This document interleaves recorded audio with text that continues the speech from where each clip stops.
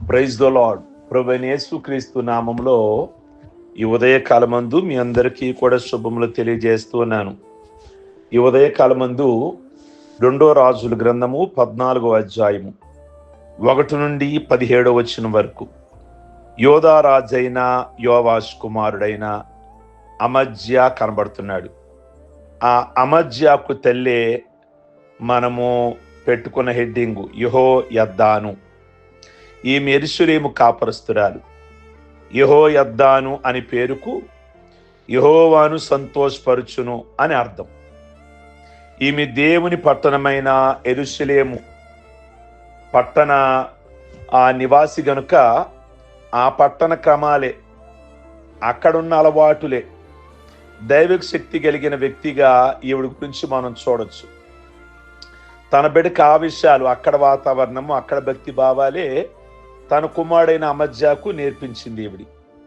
యెరూషలేము అంటే దేవుని రొట్టెల ఇల్లు అని అర్థం కదా. ఆమెకు పేరుకు తగినట్లుగానే ఆమె జీవిత లక్ష్యం కూడా దేవుని పట్టణంలో నుండి దేవుని సంతోషపరచాలనే ఆలోచన కలిగిన స్త్రీ. దేవుని సంతోషపరిచే మనసుతో ఈమె ఆ దేశపు రాజైన అమజ్యా తల్లి, అనగా ఆ రాజ్యపు గురుదేవి. అంటే రాజుగారికి చక్కటి సలహాలు, కొడుకుకి అమజ్యాకి చక్కటి సలహాలు, సంప్రదింపులు చక్కగా నేర్పిస్తూ ఉండేది. తల్లిగా యెహోయద్దాను పోషించిన పాత్ర గణనీయమైనది. తల్లిగా రాజుకు అన్ని రీతుల సహాయ సలహాలు, సంప్రదింపులు ప్రక్కనే ఉండి నిలబడి అన్నీ కూడా చాలా చక్కగా ముందుకు నడిపిస్తూ ఉండేది.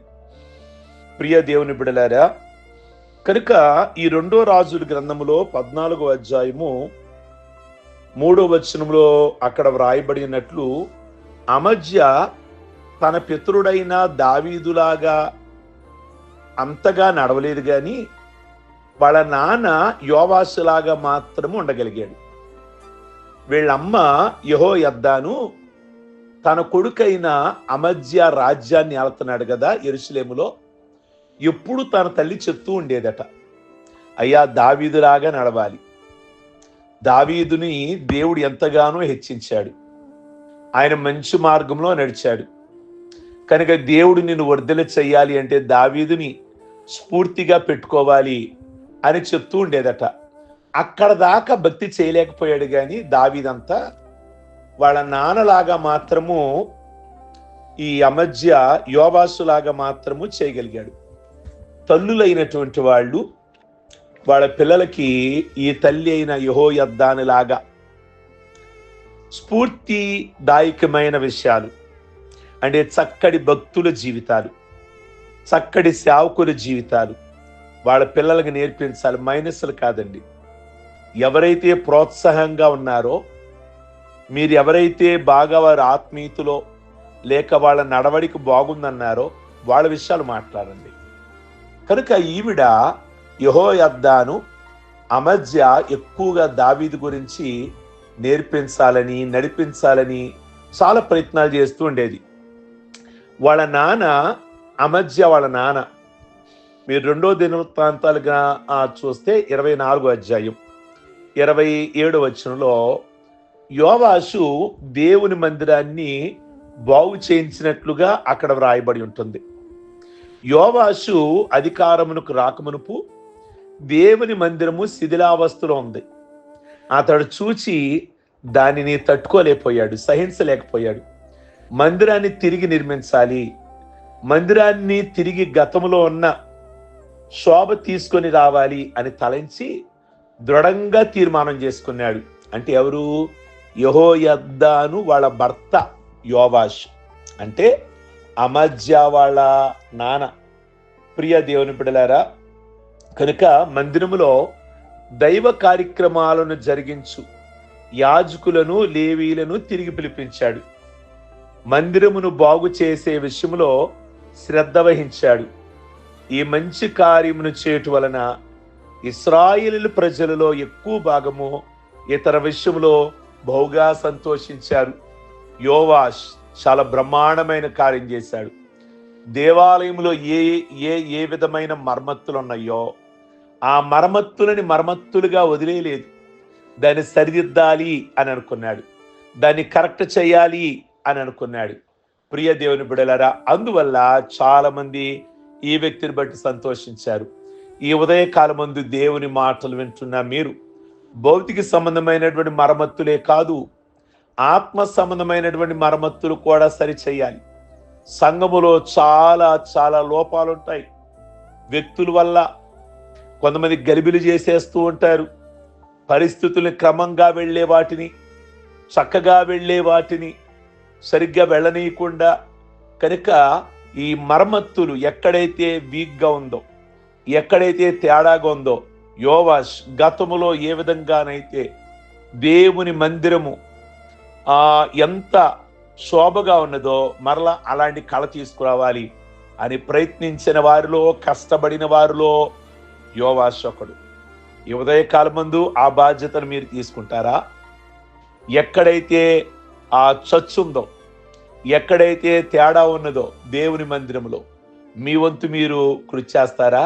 అందుకే బైబిల్లో హెజ్కేల్లో ఉంటుంది, ఎక్కడైతే బలహీన సందులలో నిలబడగలిగిన వాళ్ళు కావాలి. ప్రియ దేవుని బిడ్డలారా, యోవాష్ అంటే యెహోయాదాను వాళ్ళ భర్త, అంటే అమజ్యా వాళ్ళ నాన్న. కనుక ఇజ్రాయేలు ప్రజల్లో ఎక్కువ భాగం ఇతని విషయంలో బహుగా సంతోషించారు.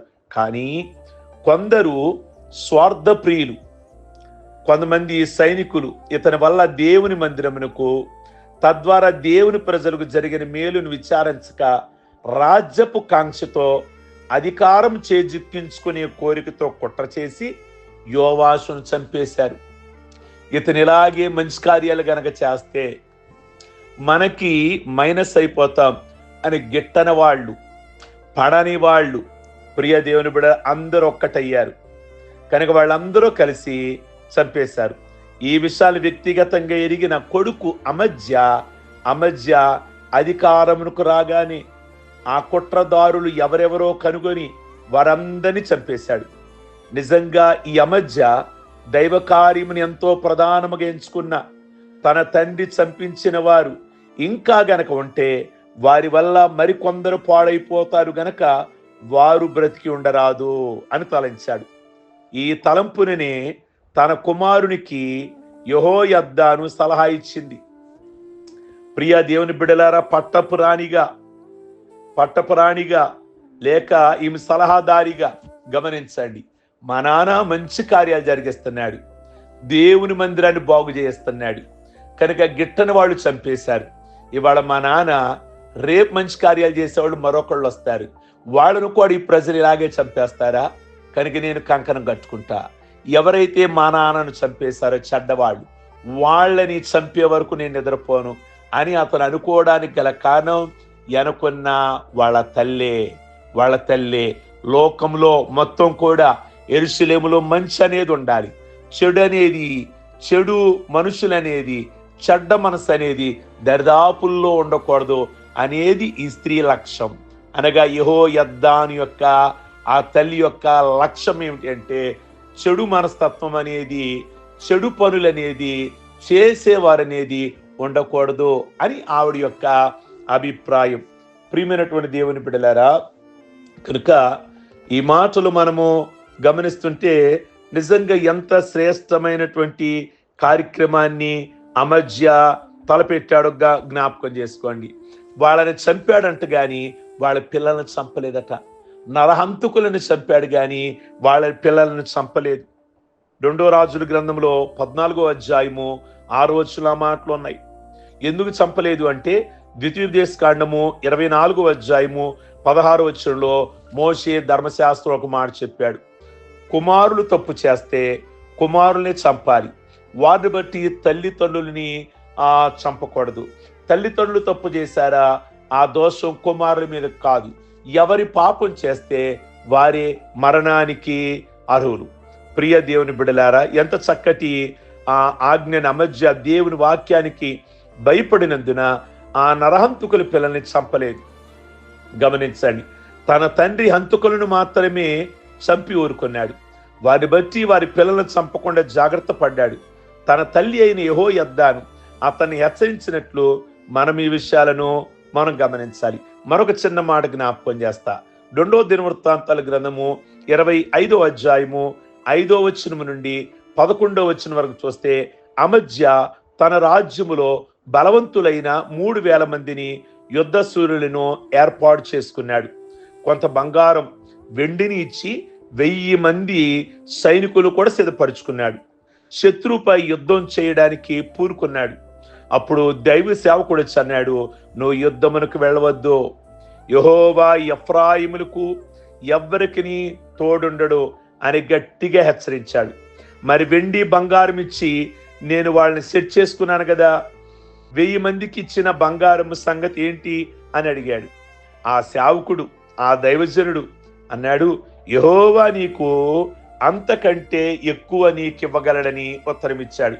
ఆ దైవజనుని సలహా పాటించుటకు అమజ్యా అంగీకరించి యుద్ధమునకు వెళ్ళుట మానివేశాడు. ఈ విషయంలో అమజ్యా ఆ తల్లి జోక్యం ఉంది ప్రియ దేవుని బిడలారా. అందుకే అతడు యుద్ధమును మానుకున్నాడు. అది యెహోవా దేవుని మాట గనక నువ్వు తప్పక దేవుని సేవకుడు మాట వినాలి అని తన బిడ్డకు నేర్పించింది. ఈ తల్లి యెహోయద్దాను గురించి ఈ యొక్క ఉదయకాలం ముందు మీరు విన్నారు కదా, ఎంత శ్రేష్టమైన, ఎంత క్వాలిటీ కలిగిన తల్లో. ప్రియ దేవుని బిడలారా, పనికి రాని విషయాలు మాట్లాడలా, పనికి రాని వారి గురించి మాట్లాడలా. ఈవిడ క్వాలిటీ కలిగిన విషయాలు, క్వాలిటీ కలిగిన భక్తుల గురించి మాట్లాడింది. అయ్యా నువ్వు రాజ్యంలోకి వచ్చావయ్యా, దావీదును చూడయ్యా, దావీదును చూడు. అలాగే మరి మీ నాన్నగారు కూడా యోవాష్ బ్రహ్మాండమైన భక్తి చేశాడయ్యా. అలాగే ఆ యోవాషుని మీ తండ్రి గారి చంపేశారు. మళ్ళా వచ్చే తరంలో కూడా ఇలాంటి మనుషులు ఉండొచ్చు, వాళ్ళని వెళ్ళి చంపేసాయి. చెడుని, వాక్యానికి వ్యతిరేకమైన వాళ్ళని నువ్వు తొలగించేయి అని అంది. యుద్ధానికి వెళ్తుంటే సేవకుడు ఏం చెప్పాడు అంటే, ఇలా యుద్ధానికి వెళ్ళొద్దు అన్నాడు అంటే ఆయన గారి మాట విను, అది నీకు ఆశీర్వాదం. సేవకుని మాట వినాలి, దేవుని సేవకుని మాట వినాలి. వాళ్ళ దాటి వెళ్ళుట నీకు ఆశీర్వాదం కాదు. వెండిపోయినా బంగారం పోయినా పర్వాలేదు, కానీ అంతకంటే దేవుడు నీకు ఇస్తాడని సేవకుడు చెప్పాడు. అదే మార్గములో వెళ్ళు. ఈ ఉదయకాలం ముందు ఆ స్త్రీలాగా మరి మీరు కూడా మీ పిల్లలకి మైనస్లు మాట్లాడమాకండి. క్వాలిటీ కలిగిన విషయాలు మాట్లాడండి, క్వాలిటీ కలిగిన వారి గురించి మాట్లాడండి, వాళ్ళలో ఉన్నటువంటి మంచి విషయాలు మాట్లాడండి.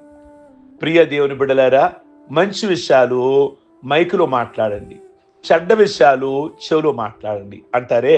కనుక నిజంగా యెహోయద్దాను ఆ విధంగా వాళ్ళ కుమారుడిని తీర్చిదిద్దింది. దేవునికి స్తోత్రం కలుగును గాక. ప్రార్థించుకుందాం. సర్వశక్తి కలిగిన తండ్రి, యెహోయద్దాను యోవాషు యొక్క భార్య అమజ్యా తల్లి నిజంగా చాలా క్వాలిటీ కలిగిన శ్రేష్టమైన ఒక నీతిమంతురాలు అని జ్ఞాపకం చేసుకున్నాం. ప్రభువా, ఆ తల్లిలాగా ప్రతి తల్లి కూడా బిడ్డలకి ఆ విధంగా నేర్పించడానికి కృప దయచేయండి. ఈ మాటలు అనేక మందికి నాయన, కేవలం స్త్రీలకే కాదు, పురుషులకు కానీ, పిల్లలకు కానీ, పెద్దలకు కానీ అనేకులకు దీవెనకరంగా ఈ వర్తమానాన్ని ఉంచమని ప్రార్థన చేస్తున్నాం. పిల్లలు కూడా ఆ అమజ్యాలాగా తల్లి మాటకి, తండ్రి మాటకి వాల్యూ ఇచ్చేవారిగా ఉంచమని, వారి భవిష్యత్తుకి, భావితరాలకి ఉపయోగపడే మాటలుగా వాళ్ళ మాటలు తీసుకోవడానికి కృప దయచేయండి. ఈ దినమెల్లా కూడా దీవించండి, ఆశీర్వదించమని ప్రార్థిస్తున్నాం. ఆయుష్ ఆరోగ్యాలతో నింపమని, ఈరోజు పెళ్లి రోజులు, పుట్టినరోజులు, రక్షణ పొందిన రోజులు చేసుకుంటున్న బిడ్డలందరినీ కూడా జ్ఞాపకం చేసుకొని ఏ సంబంధమైన పర సంబంధమైన ఆశీర్వాదాలతో నింపమని యేసయ్య నామములో అడుగుచున్నాం తండ్రి, ఆమేన్. God bless you. ప్రభు మిమ్మల్ని దీవించును గాక. ఈ వర్తమానం మీకు దీవెనకరంగా ఉంటే ఇతరులకు ఫార్వర్డ్ చేయండి, ఒకసారి లైక్ బటన్ నొక్కండి, అలాగే అనేకులు సబ్స్క్రైబ్ చేసుకోమని చెప్పండి. అలాగే మీ అభిప్రాయం ఏమైనా మేలు పొందుకున్నట్లయితే కామెంట్ బాక్స్లో తెలియచేయండి. మీ అందరికీ ప్రత్యేకమైన వందనాలు. God bless you.